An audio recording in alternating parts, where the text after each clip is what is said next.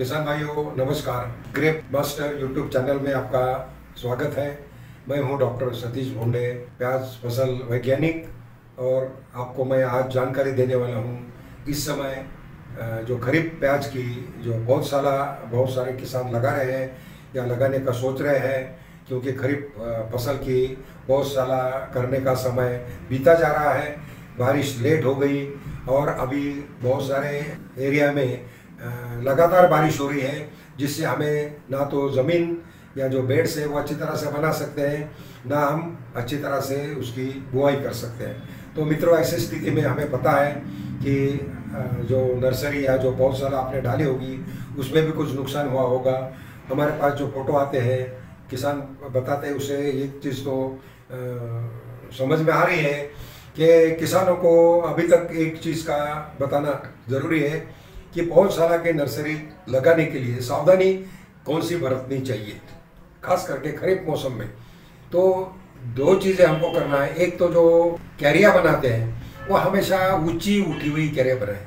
बहुत सारे किसान इस चीज़ को मद्देनज़र नहीं रखते हैं, उसको भूल जाते हैं और बड़े बड़े लंबे समतल क्यारियाँ बनाते हैं। और जब बारिश ज़्यादा होती है तो ये समतल क्यारियों से जो पानी बहता है वो पानी आपका बीज में बहा के ले जाता है, और पानी जहाँ जम जाता है वहाँ पानी जमने के बाद में पौधे मरने शुरू हो जाते हैं, पीले पड़ते हैं और हमारा बहुत नुकसान होता है। तो सबसे पहले आपको करना है कि क्यारियाँ हमको ऊंची उठी हुई बनानी चाहिए और छोटी बनानी चाहिए, बहुत ज़्यादा बड़ी क्यारियाँ मत बनाइए। दूसरा, इसमें जो नुकसान करने वाला जो फैक्टर होता है वो है ज़मीन में रहने वाली अलग अलग तरह के फफूंद, जिसमें फ्यूजेरियम है, वाइटोप्थोरा है, कोलेटोट्रिकम है, पिथियम है और अन्य भी कई हैं जो इस समय हमारे फसल को नुकसान कर सकते हैं। तो ये और ऐसी स्थिति में हमारी जो पौधों को जो मदद करने वाले जो जीवाणु हैं उनकी संख्या अक्सर बारिश के मौसम में कम हो जाती है, जिसके कारण हमारे फसल पे बीमारी का प्रकोप ज़्यादा होने की संभावना बढ़ती है। तो ऐसी स्थिति में हमको बुआई करने से पहले, बुआई के साथ साथ हमें वहाँ पे जैव उर्वरक, बायो फर्टिलाइजर और जैविक फफूंदनाशी जैसे ट्राइकोडर्मा है, सुडोमोनास है, बैसिलस है, इनका प्रयोग ज़रूर करना चाहिए। तीसरी सावधानी हमें ये भी देखनी है, इस समय ज़्यादा घना बीज कभी नहीं बोना चाहिए, बीज को पतला डालिए। ये तो हुआ जिनको अभी बुआई करना है उनके लिए, लेकिन जिन लोगों ने अपनी नर्सरी डाल दी है, कुछ गलतियां उनसे हुई है, तो उसको कैसे हम सुधार करें। तो सबसे पहला तो एक सुधार हमें करना है कि जहाँ पे ऐसे पौधे पतले पड़ गए या जहाँ मरना शुरू हो गए वहाँ पे तुरंत हमको ड्रेंचिंग करनी चाहिए।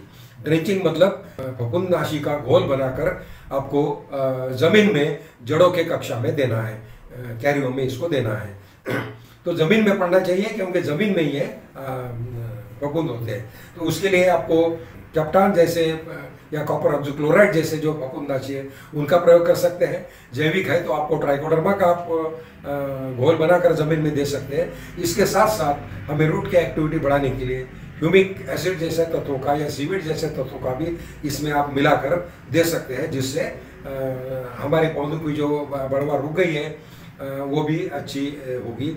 और साथ ही साथ इसको जब हमको स्प्रे करना है, मतलब छिड़काव करना है, तो छिड़काव में भी हमेशा इस समय कॉन्टैक्ट फंजीसाइड या जो स्पर्शजन्य फफूंदनाशी होता है, जिसमें मैनकोजेब है या क्लोरोथैलोनिल है, इन्हीं का प्रयोग करो। और साथ साथ उसमें एडजुवेंट ज़रूर मिलाना है, जिससे कि ये दवा अच्छी तरह से उस वहाँ पे रहे और इसका असर मिले। इसमें आप वो माइक्रोन्यूट्रिएंट्स का भी स्प्रे कर सकते हैं। इसके साथ में जो माइक्रोन्यूट्रिएंट कॉम्बी आती है, जिसमें बोरॉन है, जिंक है, कॉपर है और आयरन है, ऐसे तत्वों का जो मिश्रण हमें मिलता है उसका भी हमें स्प्रे करना चाहिए, जिससे पौधों में जो पीलापन आ रहा है वो कम हो जाएगा।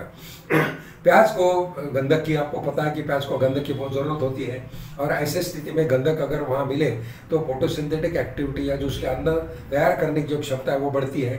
उसके साथ साथ मैग्नीशियम और आयरन, इनका भी रोल फोटोसिंथेसिस में होता है। तो इनकी कमी हमारे पौधों पे नहीं आनी चाहिए, इसलिए थोड़ा इसमें गंधक भी आपको, अगर शुरू में आपने नहीं दिया तो इस समय ड्रेंचिंग के माध्यम से आप ज़मीन में दीजिए। ये आपको काम करना है। उसके बाद में सबसे बड़ी बात है कि ये जो पानी हम अगर देंगे इसको आगे चल के, तो पहले ज़मीन को अच्छी तरह से सूखने दीजिए। तुरंत पानी मत दीजिए। बहुत सारे लोगों का ऐसा समझना है कि ये ऐसे समय में पानी देंगे तो अच्छा रहेगा, ऐसा नहीं है। ज़मीन में नमी इतनी है, वो नमी कम करने के बाद और जड़ें एक्टिव स्टेज में आने के बाद ही आपको ऊपर से पानी दीजिए। बल्कि मैं तो ये कहूँगा कि इस समय जो रुका हुआ पानी है, बेड्स में भी रुका हुआ पानी है, तो उसका निकास जल्दी कैसे उसको देखिए। तुरंत ज़मीन को मत हिलाइए, ज़मीन को नेचुरल रूप से वो पानी ऊपर जाने दीजिए और उसके बाद में उसमें गुड़ाई या कुछ और करना है तो वो करिए। अभी ज़मीन को आपको बिल्कुल डिस्टर्ब नहीं करना है, सिर्फ ड्रेंचिंग देनी है और ऊपर से फोलियर एप्लीकेशन करना है। कोई बहुत ज़्यादा खाद देने से भी इस समय फायदा नहीं होगा, इसलिए पहले उसको एक्टिव स्टेज में पौधों को लाना हमारे लिए ज़रूरी है। तो मित्रों, ये प्याज के पौधे तैयार करने के लिए मैंने आपको बताया है। अभी जिन लोगों को अभी आगे नर्सरी डालनी है तो उनके लिए एक समस्या और आ सकती है कि उसमें खरपतवार का प्रकोप ज़्यादा हो सकता है। इसलिए अगर आपको आगे चल के, और इस समय बारिश होने से खरपतवार निकल आती है, तो अगर आपको आगे चल के इसी ज़मीन में अगर आपको पौधे की, प्याज की फसल की पौधशाला करनी है तो ऐसे ज़मीन को अभी से चयन करके वहाँ पे खरपतवार नाशी जो अवेलेबल है उनका प्रयोग आप कर सकते हैं। उसमें पोस्ट इमरजेंस भी आप लगा सकते हैं, प्री इमरजेंस भी लगा सकते हैं, जैसे क्यूजलफॉप, इथाइल और ऑक्सीफ्लोरोपेन का कॉम्बिनेशन जो है वो आप लगाएंगे तो उसमें ये जो खरपतवार है ये ख़त्म हो जाएगी। और उसके बाद में उस ज़मीन को तैयार कर लीजिए और फिर बुआई कीजिए, ना कि ऐसे स्थिति में जब ये खरपतवार आपके ज़मीन में और ज़्यादा मात्रा में और आपका नुकसान करे। तो ये सारी चीज़ें आप ध्यान में रखिए। समय के साथ साथ हमको बदलना है, तो पहले हम ऐसा करते थे, अभी भी ऐसा करेंगे, ऐसा चलेगा नहीं। अभी क्लाइमेट भी बदल गया है, पूरा वातावरण परिवर्तन हो गया है, बारिश का जो आने का समय है और उसका पैटर्न है वो भी थोड़ा सा बदल गया है। तो इसलिए हमें उसके साथ ऐसी स्थिति में हमको क्या करना चाहिए इसके बारे में सोचिए और ज़्यादा से ज़्यादा सेंद्रीय खाद का प्रयोग करो, ज़्यादा से ज़्यादा बायो फर्टिलाइजर का प्रयोग करो, ज़्यादा से ज़्यादा बायो फंजीसाइड्स या जैविक फफूंदनाशी, जैविक कीटनाशी, इनका प्रयोग आप करके अपने फसल को सुरक्षित रख सकते हैं। रसायनों का ज़्यादा प्रयोग करना ऐसे स्थिति में बहुत फायदेमंद नहीं होगा। उसके ऊपर खर्च ज़्यादा न करते हुए हमें समझना चाहिए कि इस समय समस्या का हल हमारे सेंद्रिय में है, जैविक में है, उसका प्रयोग आप करो। यदि आपकी और कोई समस्या है तो आप पूछिए, आप बताएंगे। हम इस विंडो में आप अपनी समस्या डाल सकते हैं, हम उसका समाधान जरूर करेंगे। धन्यवाद।